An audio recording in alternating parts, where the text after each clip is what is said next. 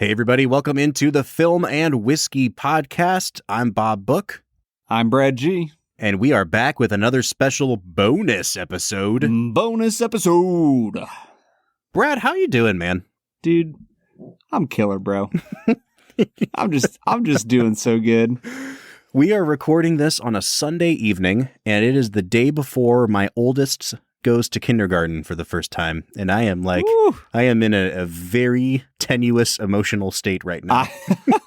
I still remember sitting outside the where we lived 4 or 5 years ago in Kentucky. Yeah, man. Playing on the grass. My brand new puppy just like galomping around. Man, that feels like forever ago, doesn't it? Yeah, it really does. And yet, like 2 days ago. Dude, how good is it to be a parent? It's the best. I'm really enjoying this, thoroughly. It is an absolute blast. Today, my daughter has been in the big, wants to be a mama type of mode. And so she was taking this massive stuffed moose that's pretty heavy, and she's running around the house with it, turning on her sound machine, trying to put it in a sleep sack, and trying to burp it and do all of the things to get it ready to go to bed. But while she's doing it, she just keeps yelling the word moose.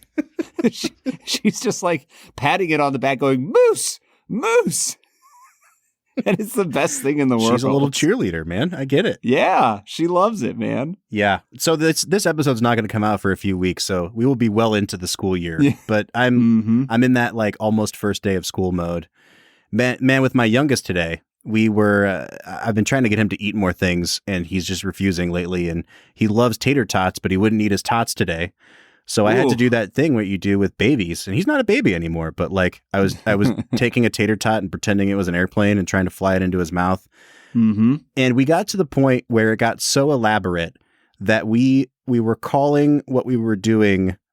I was calling it Top Gun, and then we had developed Tot Gun, and it was, and it got to the point where I was flying the tater tot to his mouth, and I was singing "Highway to the Tater Zone." Yep. Obviously. I am fully embracing dad mode at this point. Call you Bob Cruz. Yeah, that's right, man. Well, hey, we are not here to just wax poetic about fatherhood, although it is wonderful. We're here to drink some whiskey and to talk movies today. And Brad, you had a really great idea for how to frame today's episode. Why don't you break it down for us? Yeah, so for our patrons this season, we are going to be doing a bonus series where we rate the directors that we've been watching. So if you've been listening to the podcast this season, you know that we are going director by director, doing 3 to 4 movies from each director, just as a bunch of little mini-series. And as we conclude those series, we're going to be releasing bonus content for our patrons, which you can become one if you'd like, patreon.com/filmwhiskey, where we rank the directors on out of 50, just like we do our whiskey. There's going to be 5 categories. We'll give them scores out of 10. And then at the end of the season, we're going to have a final big bonus episode where we draft the directors and try to decide who has the better team of directors. I love it, man. I'm really excited for it, man. So today's episode is going to be us breaking down the categories, talking about why we think they represent what it means to be a great director, and drink some whiskey while we're doing it. Yeah, and we're going to be trying 3 whiskeys today. One is from the Coors Company that has gotten into whiskey now. They're making a whiskey called 5 Trail Blended Whiskey. We're also revisiting a brand we've done before, Lucky 7, with their 6-year version of the Proprietor expression. And we're trying one from Nelson's Greenbrier down in Tennessee. It's their new Nelson Brothers Classic Bourbon. I'm excited to try all 3 of these, Brad. I think before we jump into this director thing, why don't we just get one of these whiskeys out of the way now? Because they're sitting here in front of me and I really want to drink. So let's look at this 5 Trail from Coors. What do you say? I'm excited for it, man. This is unique. I remember a few years back hearing that Pabst Blue Ribbon was going to make a whiskey. Yeah. I think they made a white whiskey, like an unaged whiskey. Oh. Yeah. So it's not good, I would assume. I've only had one White Dog where I was like, oh, that's really, really good. And other than that, it's never good, Bob. I agree.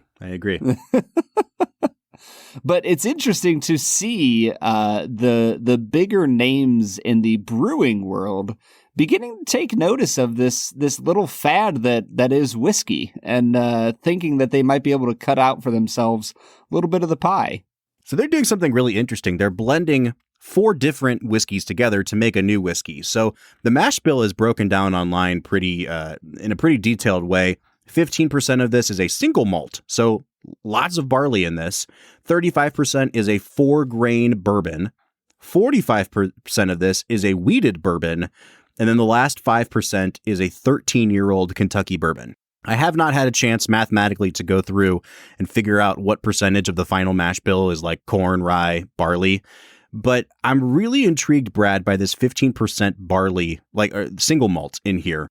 And I'm interested to see what comes of it. So let's try this together, Brad. What are you picking up on the nose of this 95 proof whiskey? Honestly, the single malt kind of comes through somewhat quickly. Mm-hmm. I get almost like a little bit of an oatmeal flavor coming through on my nose. It's got some vanilla and brown sugar and finishes with a little hint of caramel. It's not incredibly complex, but those oatmeal notes are really nice to start with. Yeah, I definitely think this has some youth to it, which is surprising because the youngest thing in here is 4 years old.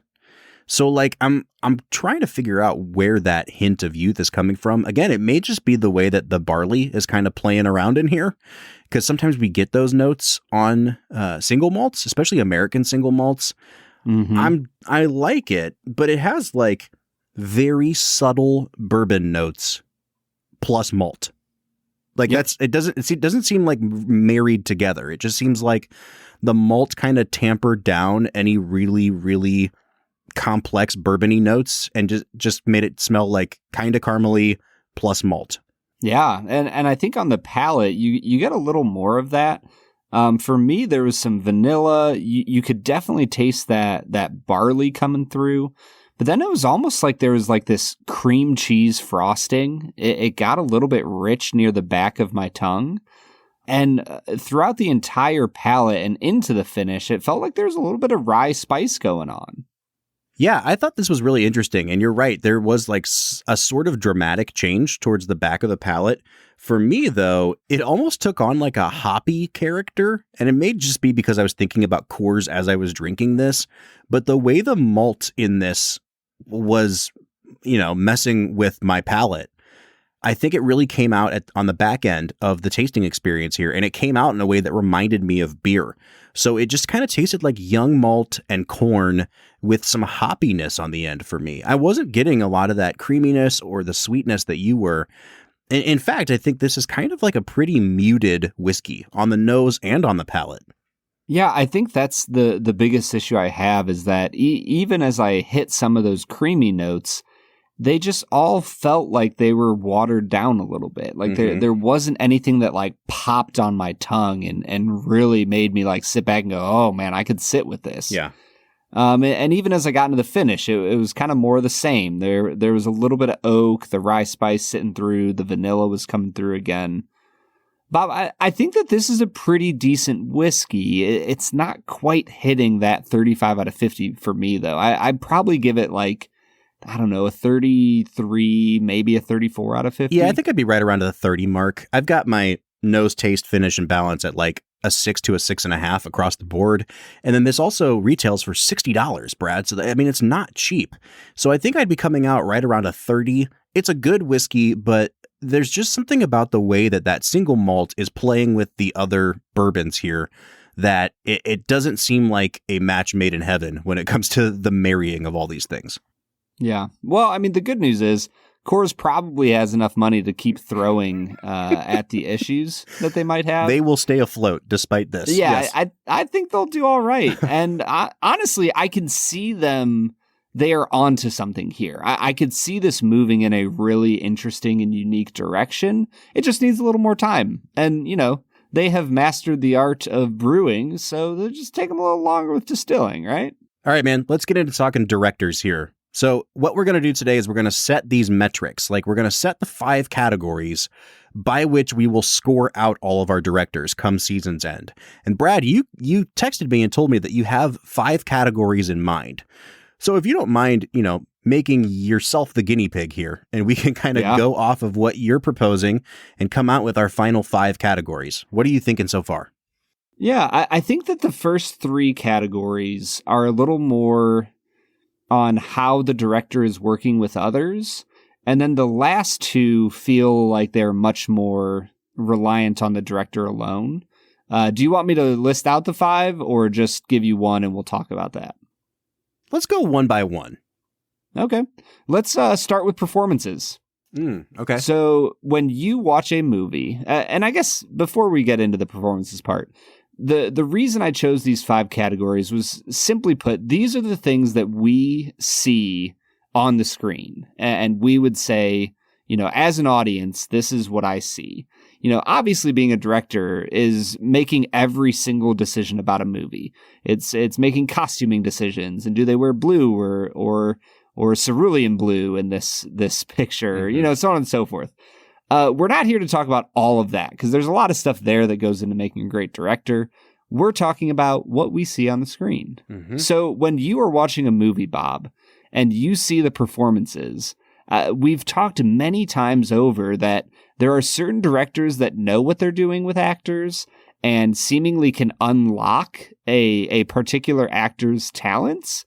And then there's other directors like George Lucas who are just known for being a little less great at drawing out great performances.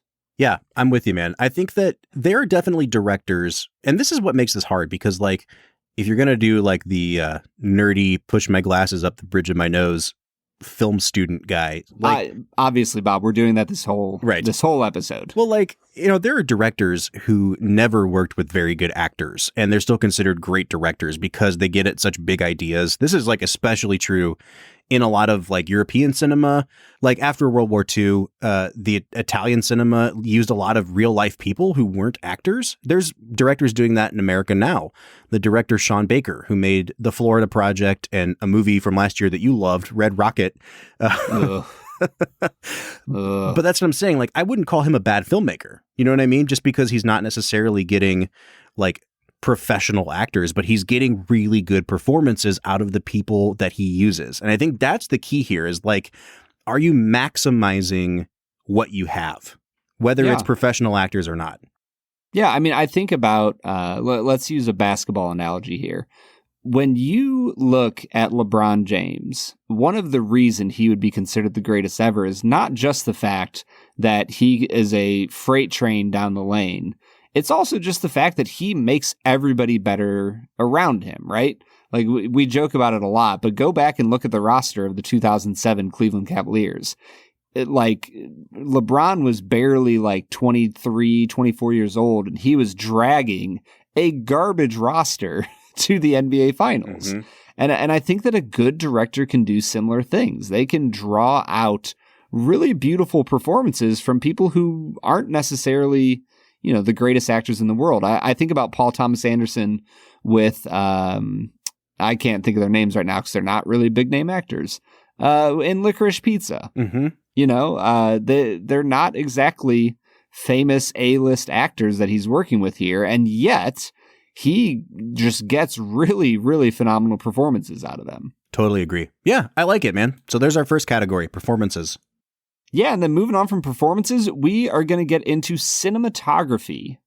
Now, this one I was reading a little bit about, and I think what I am going to say here is not the technical definition of cinematography, which seems to refer more to, like, how a shot is being shot. And I'm just going to talk more about, like, the visual aesthetic of a movie. Yeah, I like that. Like the assassination of Jesse James by the coward Robert Ford has a very different scenery, outlook, whatever you want to call it, than something like Scott Pilgrim versus the World. And yet the cinematography, I would say, in both movies is really well done. Mm-hmm. I guess I'd be curious, Bob, how would you define cinematography? I think this is one of those areas that, like, over the course of our podcast, I've been really interested to see your kind of growth in how you differentiate these two things, because like I would say towards the beginning, there were a lot of things. I remember times where you would kind of ask me like, what is a director's job? Because like we would be attributing all these things to the director that technically weren't there. Like they weren't the editor, they weren't the cinematographer, but then we would always give the director credit for when a movie was well edited or well shot. Right. Yeah. And I think like it is really hard sometimes to parse those things out. Like when you have somebody like a Roger Deakins who is working on Coen Brothers movies and shooting No Country for Old Men. And then a few years later, he's working with Sam Mendes and doing Skyfall. And there's something about the way that he shoots films that you can tell immediately, like, oh, Sicario, that looks like a Roger Deakins movie. And it is a Roger Deakins movie. But the way the camera moves in a Coen Brothers movie versus a Sam Mendes movie versus a Denis Villeneuve movie is totally different. And those are the things where you have to look at, like, what is the director telling Roger Deakins to do? Why is it important that Alfonso Cuarón shoots so much of Children of Men in really, really long takes?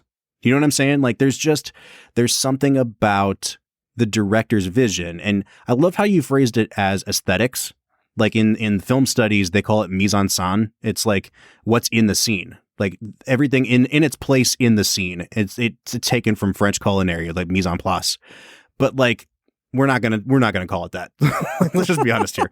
But I don't know, man. I think that has a ring to it. The placement of things in the frame, everything you see on screen has decision making behind it, and a good director has accounted for every single thing you will see on that screen.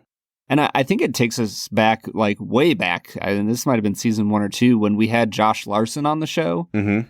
And we were asking him, like, what's just some of the basics of becoming better at watching movies? And he just flat out said, like, just pause a movie at any random point and think about stuff you like on the screen. Think about stuff you dislike on the screen. Like, what is attractive about the picture? What is something where you go, oh, I don't know if I really like that. Mm-hmm. Like, that's one of the most basic ways to get better at watching movies. And I think that's kind of the goal we're shooting for here with the category of cinematography. All right. You teased that there were 3 big categories that you felt pretty confident on. So why don't you hit us with that third one, and then we'll break for our second whiskey. Honestly, Bob, I think it might be one of the most important ones, if not just my favorite category. We're talking sound design. Now, I know that Spielberg is not composing music because John Williams is obviously doing it. However, I still think that when you take into account all of the little decisions about how to draw an audience's attention to different parts of the scene, it all comes down to sound design. Like if you see a busy street and then you hear the sound of footsteps coming really strongly from the left side of the screen, you're naturally going to be drawn to somebody who is walking on the left side of the screen. So I think that sound design isn't just the orchestral scores that we're talking about, although those are a part of it. I think it's also just like, how well does this movie sound? It really makes me think about how Tenet came out a few years ago, and a lot of people were like, man, I had no idea what was happening in that movie because it was just so loud and it felt like it was a wash of noise. Do you remember that? I do. I had the same experience watching Tenet. That's kind of become like a parody of Christopher Nolan, and I feel like he's almost leaning into it now. Like, it started with The Dark Knight Rises and how no one could understand Bane. And ever since then, he's just like, watch this. You won't hear a thing. And so I think I'll push back a little bit, Brad, on sound design as the category, because, you know, there may come a day where we watch a movie for this podcast that's like a Charlie Chaplin movie, or like something that has no sound outside of the score that is accompanying the silent movie. And I would never in a million years call the masters of silent cinema like bad directors because they're not using sound design. You know what I mean?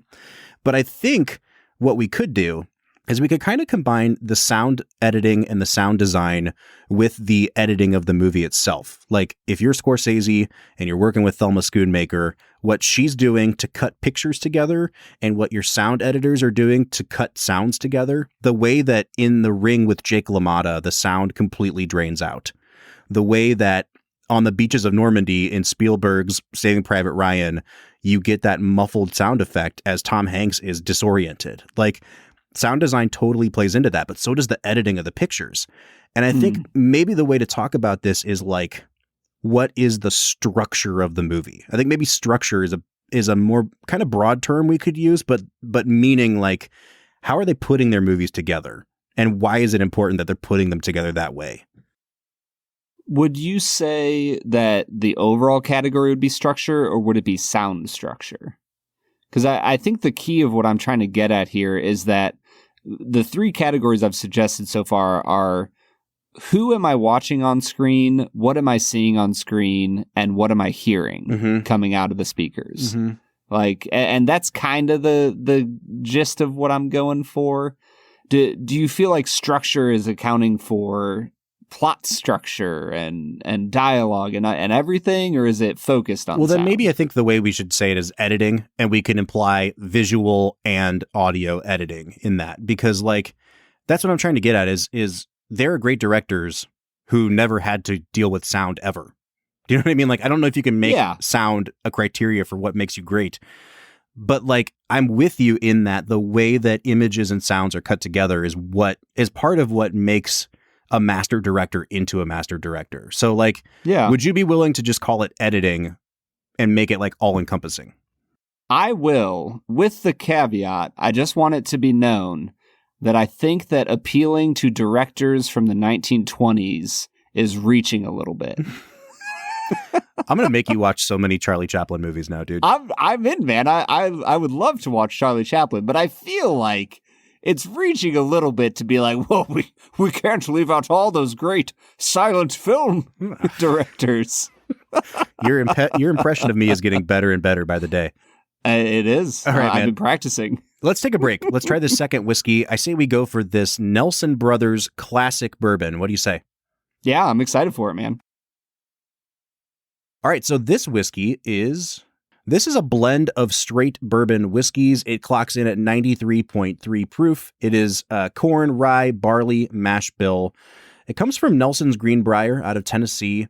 I'm really excited to try their their flagship product one of these days, Brad. But this is a new expression that they just launched.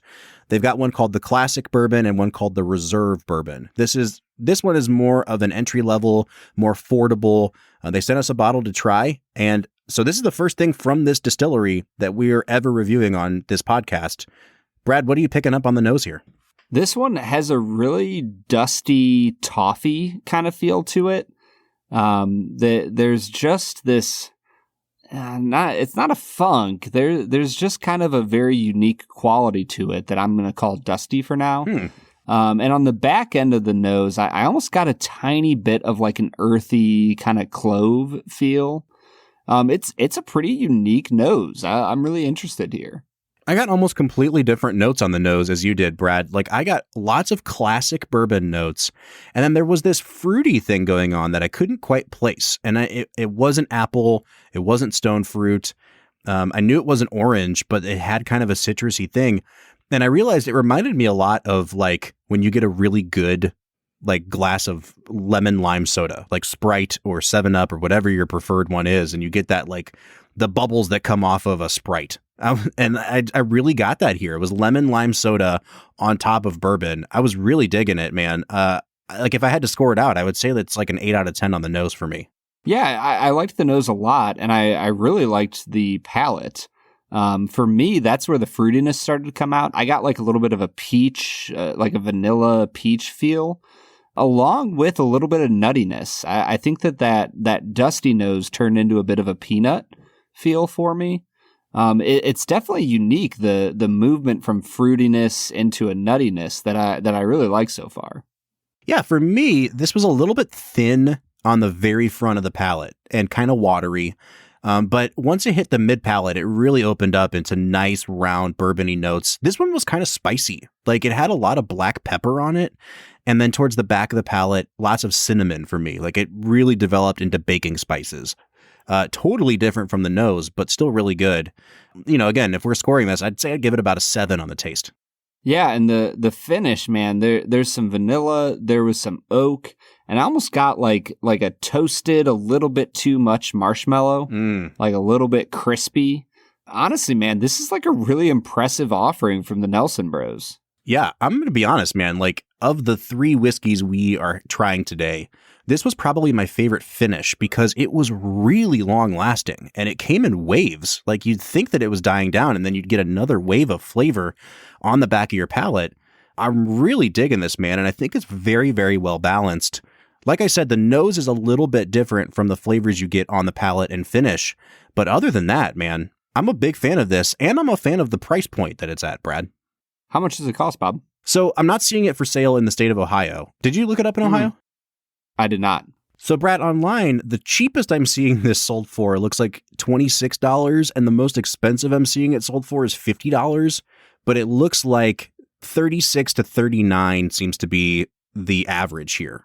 And again, for a company that has pretty substantial distribution, but is still not, a major player in the world of bourbons, I actually think that like $39 is pretty good value for this, Brad.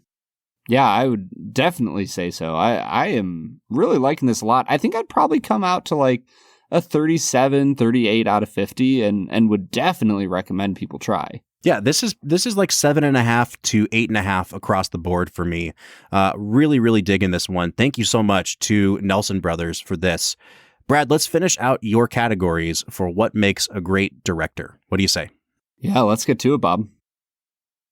All right, Brad, hit us with your remaining 2 categories for what makes a great director. Yeah, so the 4th category that I want to go for here, I'm going to call cohesion. And the thought behind that is like, how well does the movie work within itself? Like, does the story make sense? Does the character arc make sense? There's certain movies where all of a sudden you're like 75% of the way through the movie and your main character makes a very big capital C choice. And you're like, that doesn't feel like the person I've been watching for the last hour and a half, Mm-hmm. And so like, it's stuff like that I'm talking about with cohesion. I think it would also be like cohesion of vision, cohesion of, is it stylistically the same throughout? Yeah. But I don't know. What do you think? Yeah, I like it. It's like cohesiveness, but also consistency. You know what I mean? Yeah. Yes. Yeah.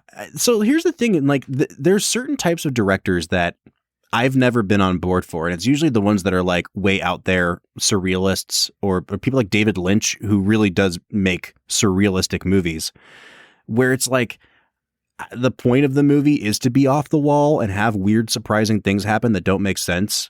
And I'm like, I don't know how to evaluate this. Like, how do I know what is good and what is not? And that's part of what brought up our discussion of Stanley Kubrick when we did 2001. I think sometimes people just never entertain the idea that people who are certifiable geniuses can also just make a bad movie. You know what I mean? Like, we give people passes when their vision doesn't have cohesion. And I really like having this as a criteria, Brad. It's not to say that your movie is predictable. It's not to say that we're not going to hold the writer accountable, because I think you could give Scorsese or Spielberg a dog turd of a script and they can still direct the hell out of it. And you'll know that the faults with that movie are with the script and not with the director. So I like the idea of like a uniformity or consistency of vision. And I really, if you want to call it cohesion, let's go for it. I really like that. Yeah, and I think that cohesion kind of takes into account what I mentioned earlier, as far as like the director is the one who has final say on everything. Mm-hmm.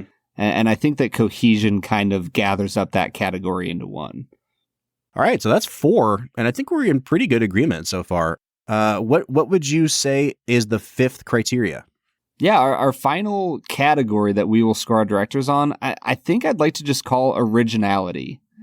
Like, obviously the person who writes the script has a large piece in this, but like the vision of a director can just be wholly original. Mm-hmm. Like when I think about Jaws, that for its time was just absolutely crazily different than anything you were seeing in the summer, when movies were coming out. And so I think the originality there is huge.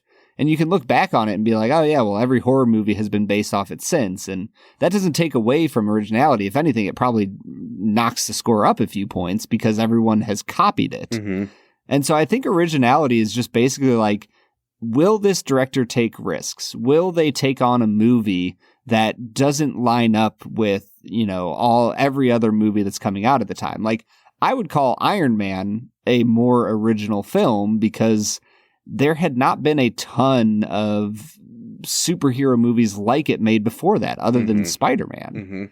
But as we move later in the MCU, it becomes less and less original. So, yeah, I think originality is a really huge part of being a great director. Totally agree. And like, I watched the most recent Doctor Strange movie the other day that Sam Raimi directed. Like, they got Sam Raimi to come out of superhero retirement to make this MCU movie. And people did not like that movie. And I'll be honest, like, it wasn't a great movie, but it's because the script was awful. And like, everything in the MCU has just become a commercial for what's coming next. Mm-hmm. But he directed the hell out of that thing. It is like so much fun. It is a throwback to those like funny and also gory 90s horror movies that he used to make that he hinted at with the Spider-Man films. Like, you can see the originality there. And that's what I love about a good director is like, whether or not they actually have a hand in writing the movie, do they have a unique visual style? Do they have a unique visual voice? When we watched a movie like If Beale Street Could Talk, you had never seen a Barry Jenkins movie before, but like, it's obvious that the person behind the camera has a very unique style and knows exactly what they're doing with how they put those images on the screen. And I think it's like, we just got done with Spielberg. He had a hand in writing so many of those movies, and that's why they're so heavily the father-son dynamic or the divorced parents dynamic. But he also finds a way to communicate those themes visually that even if those things weren't there on the page, they're in the final film because Spielberg put them there. You know what I mean? Yeah. And you're totally right. Like, a really great director, whether or not they wrote the movie, finds a way to get their own voice and their own experiences onto that screen. Yeah, Bob, I think that kind of wraps up our 5 categories here, which means we need to jump into this Lucky 7 6-year Proprietors blend. Yeah, man. So this is our second time having Lucky 7 on the show. It's been probably 2 years since the last time we had them on. This is a sourced whiskey that is, produced by Lucky 7 Spirits. It clocks in at 120.6 proof. It is 6 years old. It retails for $85. Now, again, if you listen to our first episode about Lucky 7, we go in much greater detail. This is intended as a high-end whiskey, kind of in the similar vein as we tried Blue Run around that time as well. I really love what Lucky 7 is doing. They've got the best packaging in the game as far as I'm concerned. Like, they're really, really killing it over there. They also made the Coin of Destiny. Oh, they did. I forgot about that. That is the coin that I flip every single time, partially because it is a whiskey company and their logo has an old style real player on it. Yeah, all their packaging, like the label on the front of the bottle is shaped like an old movie ticket. If you peel the label off, there's a QR code to scan, and they have like a promotional movie that they made about each expression. They're just a really cool company. And I have to say, this is the best whiskey we've had from them yet. And we had like, I think a 12-year last time, but this 6-year, dude, is like... It's so good. Like mind-blowingly good. I like to pretend like I'm drinking it as we go, but we all know I drink in advance. This Lucky 7 is bonkers delicious, Bob. Mm-hmm. Yeah, totally agree, man. On the nose, really, really beautiful. I got a ton of red apple. I got a lot of cola. And then those baking spices really come through. It's just like, it is a solid bourbon that you can tell they've extracted like every last bit of flavor out of that barrel. Mm-hmm. It's just like super concentrated, super potent. I love it. Yeah. For me, it was vanilla. And then, like you said, it was almost like a cherry cola.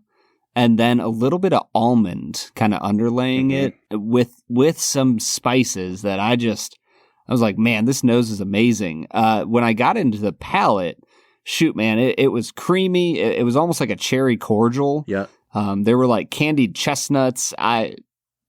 Dude, I can't say enough about this whiskey. I'm sorry, was that candied chestnuts? Yeah, dude. Oh, all right. You never had a candied chestnut?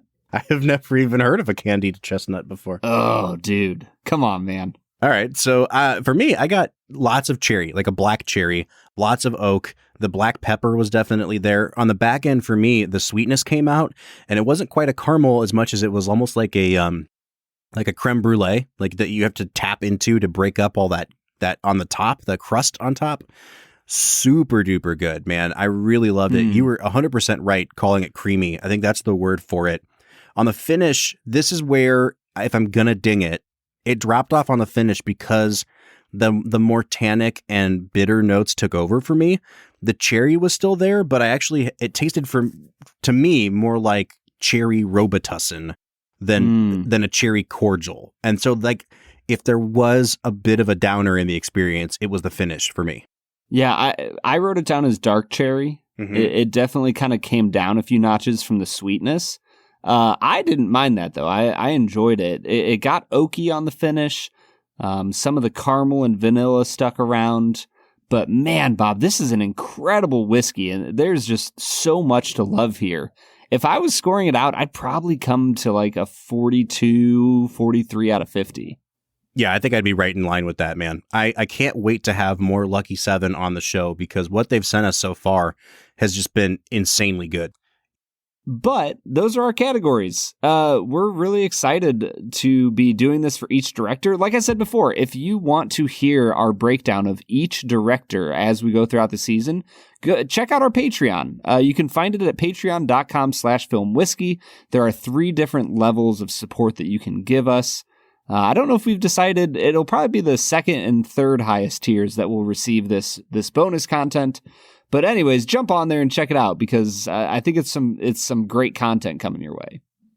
Yeah, Brad, and before we get out of here today, I do want to draw our listeners' attention to the end of this season. We mentioned it a few episodes back in our season 6 preview, but we're going to be doing a listener pick for our last series of a director.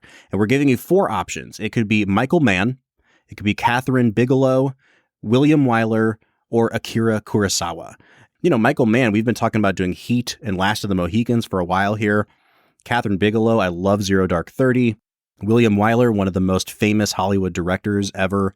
And then you've got Kurosawa, who would be our first venture into foreign language film. And you know what? As of today, Brad, let's just go ahead and open up the voting. I'll keep tabs on what people say, but we want to hear which of these directors people really want us to review. So you can find us on our social medias and let us know there which of these directors you would want to vote for. Are we going to put a limit on the voting, Brad? I say unlimited voting. Yeah, vote away. Spam every one of our posts just with William Wyler over and over. Yes, that obviously will be the choice. I'm sure. All right, we will be back next Monday with another regularly scheduled episode. But until then, I'm Bob Book. I'm Brad G. And we'll see you next time.